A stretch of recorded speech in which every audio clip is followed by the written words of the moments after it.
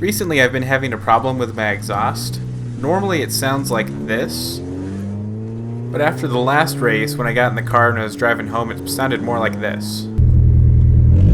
Notice how it's raspier and definitely louder than before. Exhaust leaks are a problem no matter what car you have. For me it's a really big problem because I burn so much oil because my engine's getting pretty old, something's wrong with it. So my cabin always smells like oil. I can kind of tolerate it, but my wife, she's really not a fan of it. The reason why my exhaust is always a problem for me is I've got my car lowered to reduce body roll, and I don't have a trailer yet, so the ride height that it's at is kind of what I'm left with. All it takes is a jump like this, or a speed bump, or an uneven road surface. Really, it doesn't take much before I have an exhaust that looks like this. So let's go look for leaks.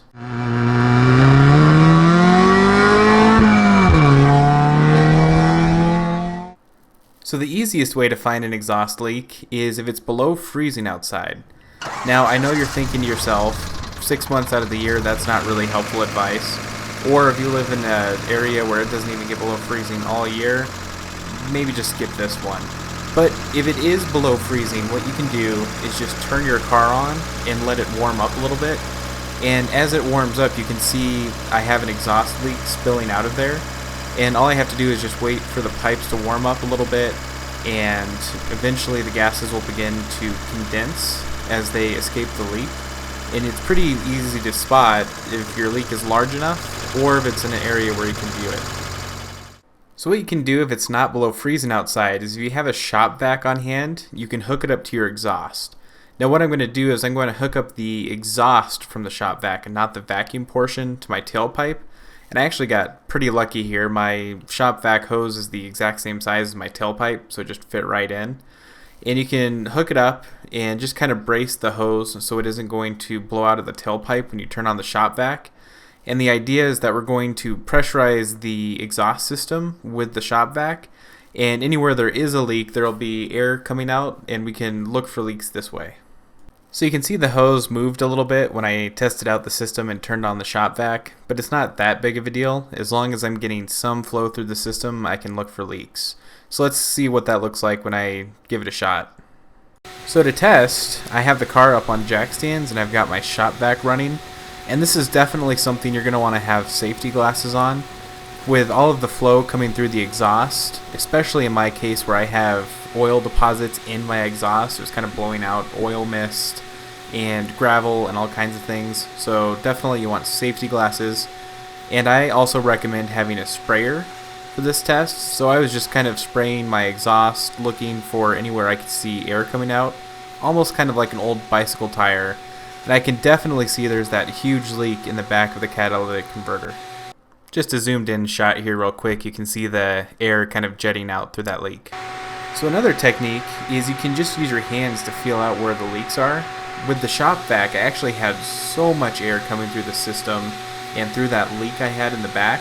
I thought there were more leaks originally than there actually were, just from how the oil was kind of spreading out and behaving.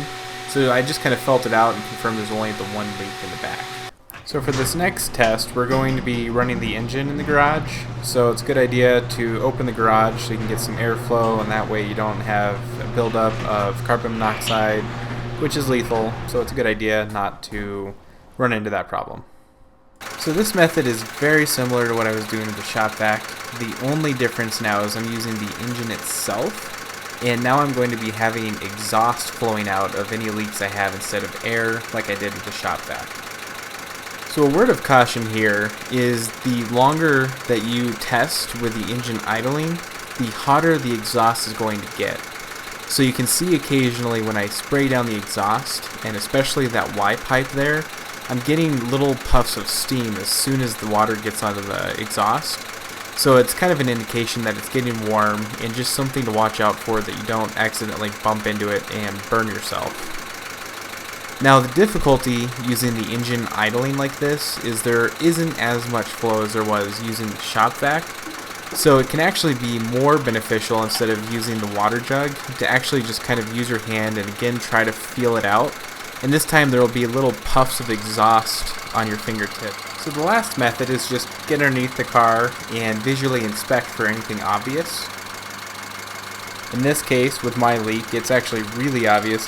There's a huge split in the back of the catalytic converter. And even though those welds are pretty ugly, they seem to be airtight. Whenever I spray water on them, they're just steaming, so it's not leaking exhaust. And it's all coming out of that split in the back. So hopefully by this point, you were able to use one of the methods that we just covered to find your exhaust leak. I imagine you were looking at this video because you're getting the smell of exhaust in your cabin, so you're looking it through. But if you weren't able to find a leak and your cabin does smell like exhaust, really good idea to take it into the professionals and just have them kind of get you squared away so that way you don't have carbon monoxide poisoning.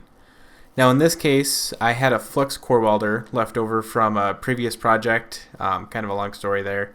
So what I did is use my flux core welder and my little helmet here to protect my eyes, and I had a go at seeing if I could stitch together that split and kind of get myself on the road again and stop breathing in hazardous fumes.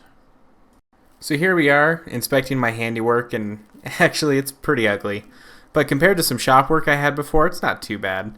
So all I did is I just kept adding material and leak testing, going back and forth until eventually I had no more flow and I was pretty happy with it. So hopefully you found this video helpful, and I hope to catch you next time.